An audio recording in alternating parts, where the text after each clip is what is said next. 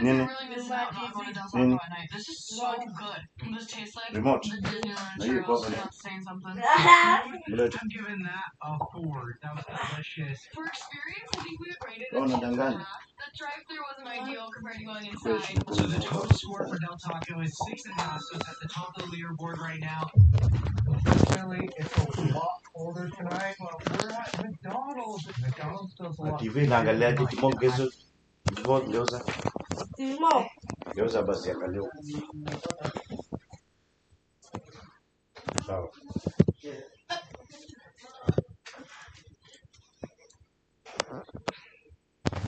We got it, man. Kitu kama hiki. We got him on April 5th, 2026, day 37 of Operation Epic Fury. U.S. Special Forces rescued the second crew member of the F-15 fighter jet that was shot down over Iran. Saturday's operation was conducted by a specialized heavy fire, and that all of the forces are now out of Iran. This wasn't just some easy pickup, though. This happened right in the heart of the incredibly rugged Zagros Mountains in southwestern Iran. In the Chabahar and Bakhtari province near the Shah, we're talking steep, jagged ridgelines topping over 7,000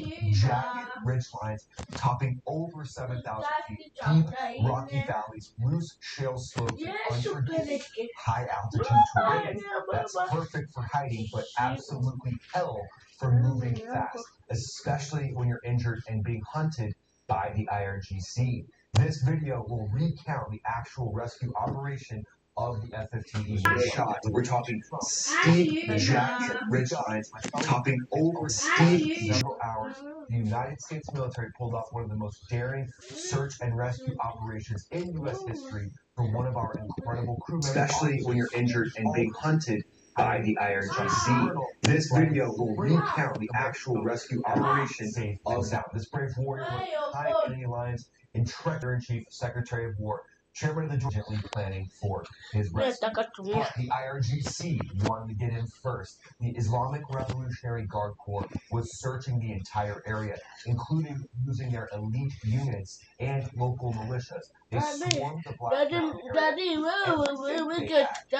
Visitors even offered big cash rewards by Tehran to join the hunt to turn the American for a major propaganda win for Iran.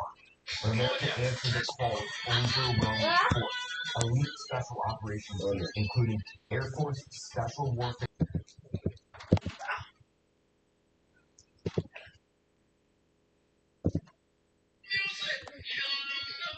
Call with overwhelming the legendary TJ, so that others may live their motto. And Naval Special Warfare Development Group operators are on the ground as well. Integrated team of special operators making it happen. The Lightning Delta Force could have been involved, Army Rangers, Green Berets, and then backed by the 1/6 for the lightning fast insertions, fire support, HH-60W Jolly Green helicopters for heavy combat rescue airlift, and A-10 Thunderbolt 2s overhead for brutal close air support. This video right here is said to be the actual final firefight. This is the final scene with likely A-10s rolling in, striking down some of these combatants that are trying to get the F-15 with them before U.S. forces. Immediately planning for his rescue. The IRGC wanted to get in first to get a win for Iran. Believed to be a threat who got within 3 kilometers of the airman.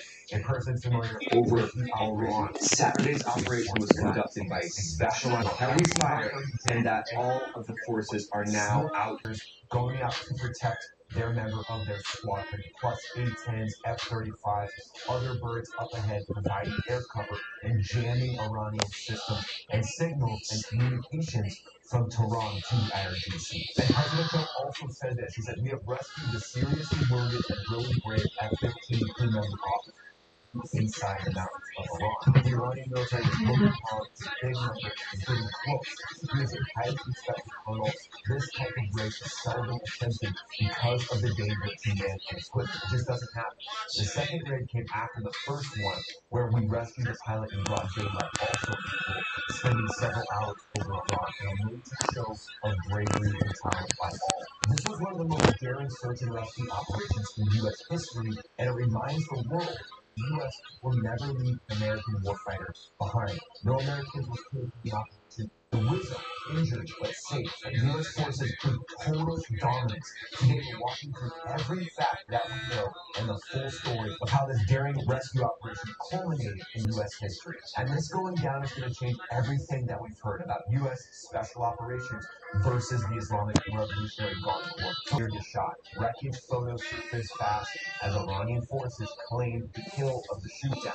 Both the pilot and the highly respected colonel ejected safely, but they were separated on the ground.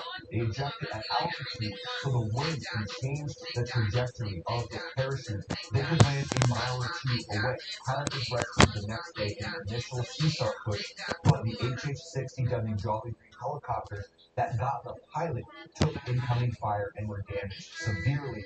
Even crew members on the helicopters were wounded, but they made it back to base safely. U.S. officials stayed quiet in the second rescue to protect the colonel while he was evaded. Meanwhile, IRGC units behind the scenes and local U.S. dollars, turning the entire region into a high-stakes game of cats and mouse.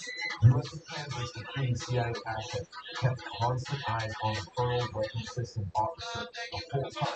But the colonel's solo survival story in those brutal mountains is even more incredible than what you can imagine. Let's step into the colonel's boots. This part's pure inspiration, and it shows why SEER, survival, evasion, resistance, escape training, is worth every second and every penny that the U.S. military spends on it. After ejecting, Colonel hits the rocky ground hard, sustains injuries, and instantly switches into full evasion mode. He moves away from the burning wreckage as quickly as possible, using the steep terrain to break line of sight of dark vision, choosing rocky crevices and shallow slopes that make tracking difficult for ground teams or dogs. He avoids open areas and villages as best he can, staying high where patrols are less likely to move fast and capture him. From his perspective, it probably went something like this. The cold mountain air cut deep, ankle or leg throbbing from landing, but Seer kicks in immediately. Ditch the chute and anything that can reflect light or make noise, then start moving uphill away from the crash site. Slow, deliberate, using every shadow and ridge line to stay hidden. Find a good crevice, settle in, and activate the combat survivor evader locator beacon. No long voice calls that enemies could triangulate, just short encrypted data bursts via satellite that frequency hop and look just like noise to enemies. Send preloaded messages, injured but mobile, enemy active nearby, request extraction window ASAP. Combat survival radio, that's the silent lifeline. Boeing built an ejection proof that keeps CENTCOM updated in real time without compromising the colonel's position. So here's what the colonel likely did. Rationed his water, ate some of the emergency food. You gotta keep the energy levels high so you can stay mobile and keep moving fast to stay away from those IRGC patrols. But you also need to stay motionless for hours when you hear those IRGC vehicles or voices echoing up in the valleys below. Then relocate only when it's safe.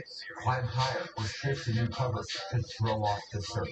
Bounty hunters, militias, IRGC special ops are out there trying to get you. Drones, possibly scanning ridges. But trust your training, the seer, the deception operations that are going on behind the scenes to feed the enemy information that you've already been extracted. Nearly 48 hours cold. But this colonel knew he was never truly alone. President, Chairman of the Joint Chiefs of Staff, Secretary of War, and other warfighters from his unit and from Special Operations Forces are out there, ready to scoop him up when the time is right. As soon as the wizard confirmed he was alive through the different techniques and tactics that you intelligence briefs on movements, ram traps, to heavy contacts to IEDs, improvised explosive devices. On the ground, you have Air Force Special Warfare Air Rescue Units, the EJs that were in the air, the 160th SOAR Night Stalkers brought the MH6s, those little birds. Also, you have HC-130J, combat team tankers for refueling, and NC-130J Commander 2 transports that can land on rough strips deep in enemy territory. Air Force Special Operations Command's 427th Special Operations Squadron flying at low altitude over Iran during the operation. This is a rare glimpse of the highly specialized platform supporting deep penetration missions. And then overhead, H-10 fighters with their Gal-8 cannons, MQ-9 Reaper drones for eyes in the sky, plus surveillance and electronic warfare aircraft jamming Iranian radars and comms. This was years of training and investment coming together in real time. But none of that prep was mattered. Close quarters 6, the rescue package went in deep, straight into contested territory, south of Isfahan, Punguza sauti missile baba. bases, nuclear sites, and Iranian assets. Punguza sauti. Special operations ground teams near the Wizzo's hiding site in the mountains around Dash and Black Mountain. Reapers and strike aircraft provided overwatch while the team linked up with the colonel in his hiding spot, stabilized him right there, and started moving him out. But that's when Iranian forces, who had been hunting them closed in hard on the extraction site, triggering a massive firefight. U.S. Special Operations unleashed a high volume of heavy suppressive fire, fighting with everything they had so that others may live. Ultimately, gunfire. It was fierce and close quarters, and there was rumors of burned out little bird wrecks at the crash site, showing exactly how hot the engagement got in the Dash area. This is one of the deepest penetrations of defended territory in modern times. Iranian forces actively tried to stop the rescue, but warriors from the USA held the line. They protected the colonel and kept the fight under control. But after that firefight, exfiltration brought its own force on the refueling point just south of Isfahan. MC-130J connected transports landed inside enemy territory to pull everyone out. But two of the MC-130J got bogged down in the soft sand, wheels sinking in with no safe way out. With Iranian forces closing in place, setting them ablaze to deny Iran any technology, wreckage, propaganda. When thick black smoke rose from the holes and burned out little boys also left at the site after the critical role in the fight. The call went out right away. 3 replacement aircraft came in, maybe those 295,000 airspace. Mission complete. No citizens left behind. Proving once again why America's military is the greatest fighting force the world has ever seen. So from the colonels, exactly delivering results, and that ironclad American commitment to never leave a warfighter behind. The Wizzo sustained injuries, but is now safe in enemy territory. So aviation units that made this happen, as well as the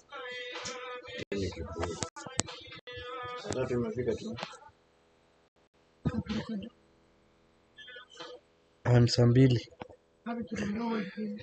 na dakika 7 ndio hapo.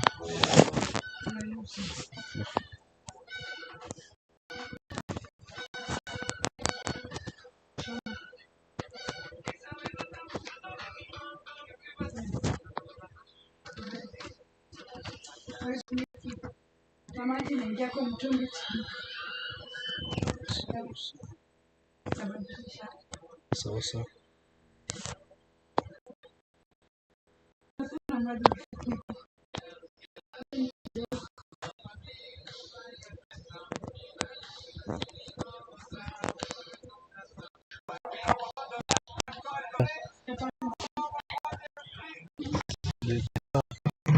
Unajua sio mingi sana, around 40.